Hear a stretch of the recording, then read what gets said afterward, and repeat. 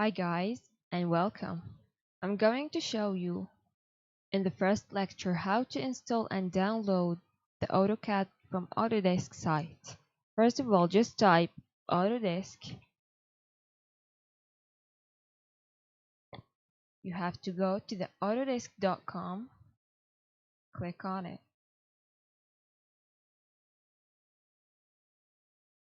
This is the site for Autodesk, okay? And then we go to menu over there, scroll down to students and educators, click on free software, scroll down to AutoCAD. Then here you have to sign up for an account in this site. If you have already an account, you have to sign in. Once you signed in, choose your version, choose your operating system, choose the language, and install right now. As simple as that. And that's all for installing and downloading